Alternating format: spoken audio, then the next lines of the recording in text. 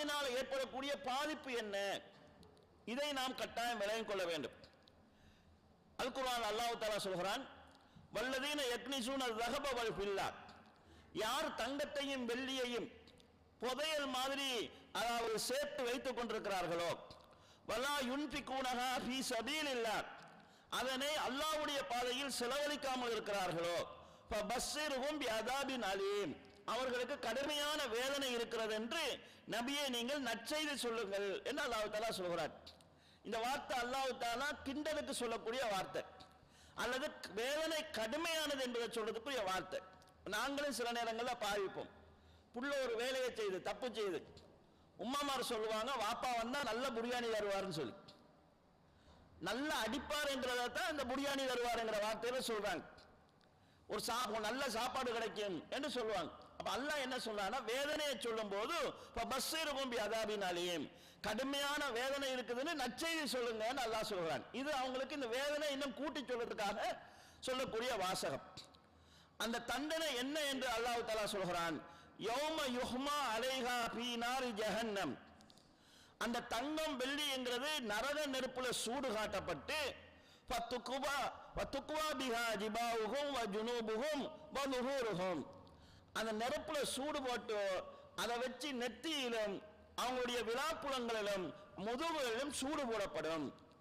சூடு போட்டு மலக்குகள் சொல்லுவாங்க, ஹாதா மா கரஸ்தும், இதுதான் நீங்க சேர்த்து வச்சது, உங்களுக்காக நீங்க சேர்த்து வச்சீங்களே அது இதுதான், பதூக்கு மா குந்தும் தக்னிசூன், நீங்க சேர்த்து வச்சது சுகம் எப்படி இருக்குதுன்னு அனுபவிச்சு பாருங்க என்று மலக்குகள் சூடு போடுவார்கள் என்று இந்த குர்ஆன் வசனத்தில் அல்லாஹ் தஆலா சொல்றார். இந்த வசனம் ஆரம்பத்தில் அருளப்பட்டது சஹாபாக்கள் பயந்தாங்க. தங்கமோ வெள்ளியோ வீட்டில் வைத்துக் கொண்டிருக்க கூடாதோ என்று பயந்தாங்க. ஆனா ரசூலுல்லாஹ் என்ன சொன்னாங்கண்டா, தங்கமும் வெள்ளியும் நீங்க வச்சுக்கலாம், பிரச்சனை இல்லை, அதுக்குரிய சக்காத்தை கொடுத்துட்டீங்கன்னா இந்த பிரச்சனை இதுல இருந்து நீங்க தப்பிடுவீங்க. நீங்க தங்கம் வச்சிருந்தாலும் பிரச்சனை இல்லை, வெள்ளி வச்சிருந்தாலும் பிரச்சனை இல்லை, அதுக்குரிய சக்காத்தை கொடுத்து விட வேண்டும். கண்ணியத்துக்குரிய சகோதரிகள் கவனிக்க வேண்டும் என்னன்னு கேட்டா, இன்றைக்கு பெரும்பாலானவங்களிடத்துல நகை இருக்குது. சராசரியான குடும்பங்களாக இருந்தாலும் சரி தங்கம் அவங்க பாவிக்கிறாங்க. தங்கத்தை சில நேரங்களில் அலங்காரத்துக்காகவும் சில நேரங்களில் ஆத்திர அவசரத்துக்கு செலவு, பெரும்பாலும் ஈடு வைக்கிற ஐடியாவோட தான் பெரும்பாலான வாங்குறாங்க, ஏதாவது கஷ்ட நஷ்டம் வந்தா வச்சுக்கலான்னு சொல்லி. அப்ப தங்கம் என்கிறது எங்களிடத்தில் இருக்கக்கூடிய ஒரு சேமிப்பு பொருளாக இன்றைக்கு இருக்குது. இதுல 10.5 பவுனும் 1 கிராமுக்கும் அதிகமான தங்கம் எங்களிடத்தில் இருந்தால், 10.5 பவுனும் 1 கிராமும் அதுக்கு மேல எங்களிடத்துல தங்கம் இருந்தால் அதுக்கு சக்காத்து கொடுக்கிறது கட்டாயம். இந்த யார் யாரிடத்துல இதுக்கு மேல நகை இருக்குதுன்னு சொல்லி அவங்களுக்கு தெரியும். எனவே இந்த அதாவது அந்த அந்த அந்த அளவை அடைஞ்சவங்க, அந்த அளவை மீறி போனவங்க அதுக்குரிய சக்காத்து கொடுக்கலன்னு சொன்னால் அந்த நகையாலேயே நெருப்புல சூடு காட்டி அல்லாஹ் தஆலா சூடு போடுவான் என்கிறது இந்த குர்ஆன் வசனம் சொல்லுது. இது ஒரு கடுமையான ஒரு எச்சரிக்கை. அடுத்ததாக இன்னொரு வசனத்திலே அல்லாஹ் தஆலா சொல்கிறான், வலா யஹ்ஸமன்னல்லதீன யப்கலூன பிமா ஆத்தாஹுமுல்லாஹு மின் ஃபத்லிஹி, அல்லாஹ் கொடுத்த செல்வத்தை வைத்துக் கொண்டு அதை செலவு செய்யாமல் மகிழ்த்தனம் பண்ணுகிறவர்கள் அதை தங்களுக்கு நல்லதுன்னு நினைக்க வேணாம். சேர்த்து வச்சு கொண்டிருக்கிறது நல்லதுன்னு நினைக்காதீங்க. பல் ஹுவ ஷர்ருல் லஹும், அது அவர்களுக்கு கெடுதிதான், தீங்குதான். எப்படி கெடுதி ஆகும் சொன்னா, சயுத்தவக்கூன மா பகிலு பிஹி யௌமல் கியாமா, எதை அவர்கள் செலவு செய்யாமல் பகிழ்த்தனம் பண்ணினார்களோ அது அவருடைய கழுத்துக்களில் மாற்றப்படும் என்று அல்லாஹ் தஆலா சொல்கிறார். இந்த வசனத்தை நபி ஸல்லல்லாஹு அலைஹி வஸல்லம் அவர்கள் ஓதுகிற போது ஒரு செய்தியை சொன்னார்கள். யார் செல்வத்தை வைத்துக் கொண்டு அதை அதாவது அதற்குரிய சக்காத்தை கொடுக்காமல் மகிழ்த்தனம் பண்ணுகிறார்களோ அவர்களுடைய கழுத்துக்களில் ஒரு விஷ பாம்பு மாட்டி இருக்கும். அந்த பாம்பினுடைய 2 பல்லாலும் அவருடைய முகத்திலே கொத்திக் கொண்டு சொல்லும், ஆனா மாலுக்க, நீ சேர்த்து வச்ச பணம் நான் தான், நீ புதையலாக வச்சுக் கொண்டிருந்த உடைய புதையல் நான் தான் என்று அந்த பாம்பு அவர்களை கொத்தும் என்று நபி ஸல்லல்லாஹு அலைஹி வஸல்லம் சொல்லிவிட்டு இந்த குர்ஆன் வசனத்தை ஓதினார்கள் என்று அபூ ஹுரைரா ரலியல்லாஹு அறிவிக்கிறாங்க. ஆக செல்வத்தை பொறுத்தளவில் சில சஹாபாக்கள், குறிப்பாக அபூதர் கிபாரி ரலியல்லாஹு போன்ற சஹாபாக்கள் சேர்த்தே வைக்க மாட்டாங்க. கிடைச்சோடனே செலவு செஞ்சிருவாங்க. அதை அவர் பிரச்சாரமும் செஞ்சிருக்கிறார். இஸ்லாம் என்ன சொல்லுதுன்னு சொன்னா, ஒருவர் செல்வத்தை சேர்க்கலாம், பிள்ளைகளுக்காகவும் சேர்த்து வைக்கலாம். அவருடைய பிள்ளைகளை அடுத்தவங்களிடத்துல கையேந்துகிற நிலையில விட்டுட்டு போறதை விட வசதியாக தன் சுயமாக வாழக்கூடிய அளவுக்கு வருமானத்தோடு விட்டுட்டு போறதுங்கிறது நல்லது. ஆனால் எவ்வளவு செல்வம் இருந்தாலும் பிரச்சனை இல்லை, அதற்குரிய ஜக்காத்தை 100% என்ற அடிப்படையில் கொடுத்து விட வேண்டும். அப்படி கொடுக்கிற போது இந்த பிரச்சனை தான் அவங்க நீங்கிடுவாங்க. இன்னொரு வசனத்தில் அல்லாஹ் தஆலா ஜக்காத்து கொடுக்காதவர்களை இப்படி கண்டிக்கிறான், வயலுள்ளில் முஸ்லிக்கீன், இணை வைப்பாளர்களுக்கு அழிவு உண்டாகட்டும். அந்த இணை வைப்பாளர்கள் யார் என்று அல்லாஹ் தஆலா சொல்கிற போது, அல்லதீன லா யுத்தூன ஜகாத், அவர்கள் ஜகாத்து கொடுக்க மாட்டார்கள், வஹும் பில் ஆகிரத்திஹும் காஃபிரூன், அவர்கள் மறுமை நாளையும் நிராகரிப்பார்கள் என்று அல்லாஹ் தஆலா சொல்கிறார். இந்த வசனத்தை வச்சு சில அறிஞர்கள் ஜகாத்து கொடுக்காதவங்க முஸ்லிக்குகள் என்று சொல்லியிருக்கிறாங்க. ஆனா உண்மையிலே கொடுக்காதவங்க முஸ்லிக் கிடையாது, நிராகரிக்கிறவங்க காபிராகுவாங்க. இந்த வசனத்தில் அல்லாஹ் தஆலா ரெண்டை ஜாயின் பண்றான். கொஞ்சம் தீவிரமா விளங்கிக் கொள்ளக்கூடாதுக்காக சொல்கிறேன். ரெண்டை ஜாயின் பண்ணுறான். ஜக்காத்தும் கொடுக்க மாட்டார்கள், மறுமையை நிராகரிப்பார்கள் என்று ரெண்டையும் ஜாயிண்ட் ஆகி சொல்லி இருக்கிறதுனால கொடுக்காதவன் காபிராக மாட்டான். ஆனா அந்த அளவுக்கு கண்டிக்கக்கூடிய அளவுக்கு பெரும் பாவங்கள் உண்டு என்பதை இந்த வசனம் சொல்கிறது. ஜக்காத்து கொடுக்கக்கூடிய பழக்கம் சமுதாயத்தில் எந்த அளவுக்கு இல்லாம போகிறதோ அந்த அளவுக்கு சமுதாயத்தில் வறுமையும் பிரச்சனைகளும் ஆரம்பமாகும். நபி ஸல்லல்லாஹு அலைஹி சொன்னார்கள், வமா மன கௌமுன் அஸ்ஸகாத், ஒரு சமுதாயம் ஜக்காத்து கொடுப்பதை தவிர்த்து விட்டால், இல்லா இப்திலாஹுமுல்லாஹு பிஸ்ஸினீன், அந்த சமுதாயத்தை அல்லாஹ் வறுமையை கொண்டு சோதிப்பான் என்று அல்லாஹ் நபி ஸல்லல்லாஹு அலைஹி சொல்றாங்க. ஒரு மக்கள் கூட்டத்தில் ஜக்காத் என்பது அப்படியே அருகி போச்சுன்னு சொன்னா அல்லாஹ் தஆலா வறுமையை ஏற்படுத்துவான். அப்ப பணக்காரனும் திரும்ப வறிய நிலைக்கு போகக்கூடிய சூழல் உண்டாகும். இன்னொரு ஹதீஸ்ல நபி ஸல்லல்லாஹு அலைஹி சொன்னார்கள், உங்களில் இருக்கக்கூடிய செல்வந்தர்கள் ஜக்காத்து கொடுப்பதை தவிர்த்து கொண்டால் வானத்திலிருந்து மலை இறக்குவதை அல்லாஹ் தவிர்த்து விடுவான். லௌலல் பஹாயிம், ஆடு மாடு போன்ற கால்நடைகள் இல்லை என்றால் மழையே பெய்யாது. நீங்க செய்கிற தவறுனால ஆடு மாடுக்கு பாதிப்பு வரக்கூடாதுங்கிறதுக்காக அதுக்காக அல்லாஹ் மலை இறக்குவான் என்று நபி ஸல்லல்லாஹு அலைஹி சொல்லியிருக்கிறார்கள். இப்படி நம்ம குர்ஆன் ஹதீஸை பார்த்தோம்னு சொல்லி சொன்னா ஏராளமான செய்திகள் ஜக்காத்து தவிர்க்கப்படுகிற போதோ அல்லாஹ்வுடைய சோதனைகளுக்கும் வறுமைகளுக்கும் வறட்சிகளுக்கும் இந்த சமுதாயம் ஆளாகும் என்று எச்சரிக்கை செய்கிறது. மறுமையிலேயும் கடுமையான தண்டனை இருக்கிறது என்று எச்சரிக்கை செய்யப்பட்டது. அந்த அளவுக்கு இந்த ஜக்காத் என்கிற கடமை முக்கியத்துவம் கொடுக்கப்பட்டிருக்கிறது என்பதை நாம் புரிந்து கொள்ள வேண்டும். ஜக்காத்து கொடுப்பதினால் ஏற்படக்கூடிய நன்மைகளை நாம் புரிந்து கொள்ள வேண்டும். ஒரு செயலை நம்ம செய்யறதுனால நமக்கு ஏற்படக்கூடிய நலவு என்ன என்கிறதை தெரிந்து கொள்ள வேண்டும். அல்லாஹ் தஆலா அல் குர்ஆனில் சொல்கிறான், என்ற வேதனை கடுமையானது, ஆனா ரஹ்மத்தி வசியத் குல்ல ஷைஇன், என்னுடைய அருள் இருக்கிறதே, அன்பு இருக்கிறதே, எல்லாத்தையும் சூழ்ந்தது.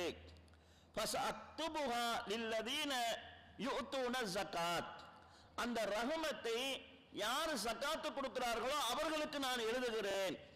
வல்லதீனஹும் பி ஆயாத்தினா யுமினூன், அவர் யார் எங்களுடைய வசனங்களை நம்புகிறார்களோ அவர்கள் மீதும், யார் ஜகாத்து கொடுக்கிறார்களோ அவர்கள் மீதும் என் ரஹ்மத்தை நான் எழுதுகிறேன் என்று அல்லாஹ் தஆலா சொல்கிறான். அல்லாஹ்வுக்கு தண்டனை இருக்குது. அல்லாஹ்வுடைய தண்டனை என்பது கடுமையானது.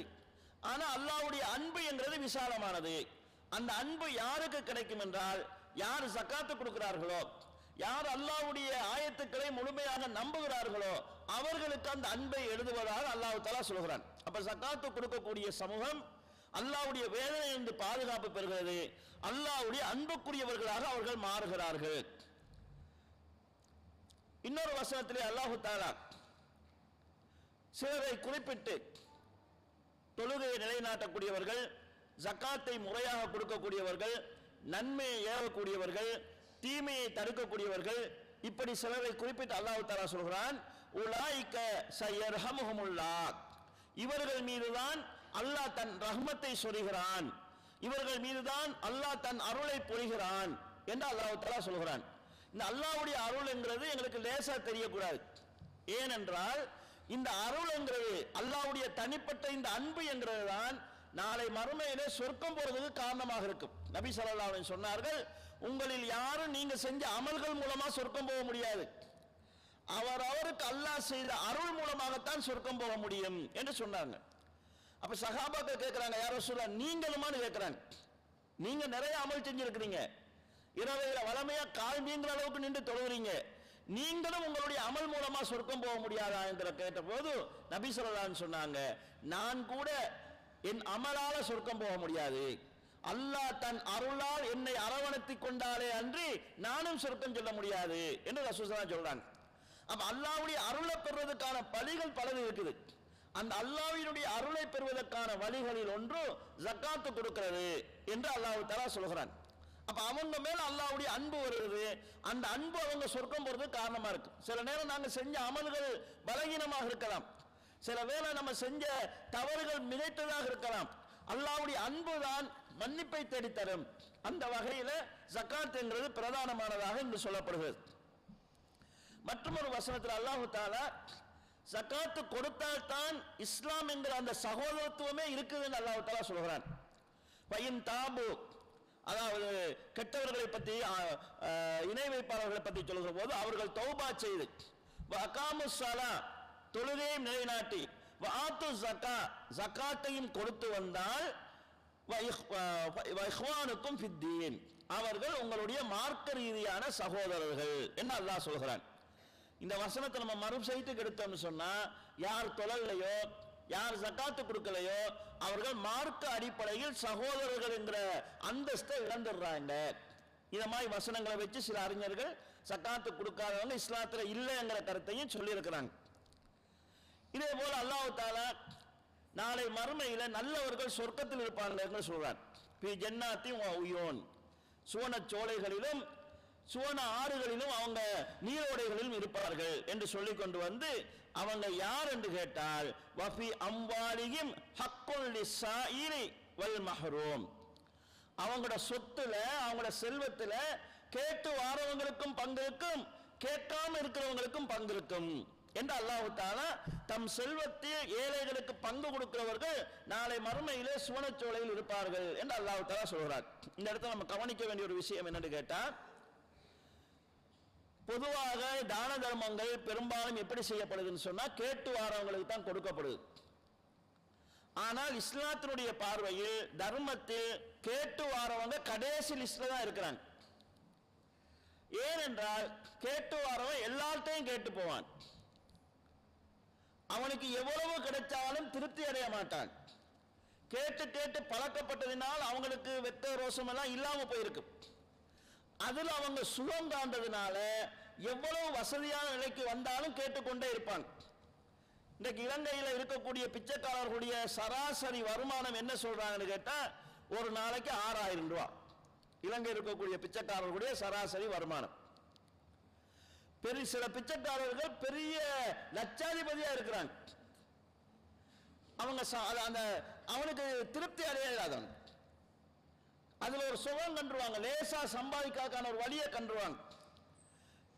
அவங்க சில நேரங்களில் பகலையில பிச்சைக்காரர்களாகவும் ராவையில உல்லாசமா அனுபவிக்கிறவங்களா இருப்பாங்க.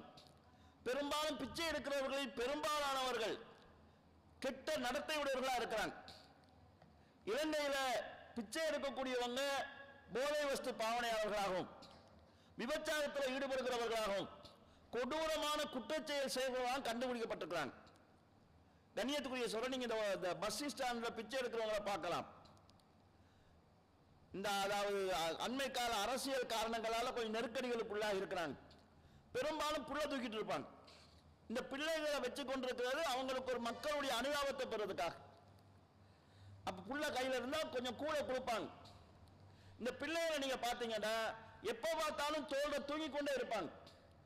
உங்க வீட்டில் இருக்கக்கூடிய 1 வயசு 2 வயசு பிள்ளைகளை ஒரு அரை மணி நேரத்துக்கு மேல நீங்க தூக்கி வச்சுட்டு இருக்கலாமா? அந்த புள்ள தோல்ல இருக்குமா? இறங்கி விளையாடத்தான் அந்த புள்ள ஆசைப்படும். இந்த பிச்சைக்காரர்களுடைய பிள்ளைகள் மட்டும் எப்படி தோல்லையே இருக்குது, இறங்கி விளையாடின ஆசை அந்த பிள்ளைக்கு இல்லையான்னு பார்த்தா, பிச்சைக்காரர்கள் அந்த பிள்ளைய தோல் அதாவது சங்கடம் இல்லாம தங்களுக்கு பிரச்சனை இல்லாம இருக்கணுன்றதுக்காக அந்த பிள்ளைகளுக்கு மதுபானம் கொடுக்குறாங்க, போதை ஊத்தித்தான் படுக்க வச்சுட்டு வராங்க. அப்ப இந்த சில நேரங்கள் இந்த பிள்ளைகள் திருடப்பட்ட பிள்ளைகளாகவும் வாடகைகளுக்கு எடுக்கப்பட்ட பிள்ளைகளாகவும் இருக்குது.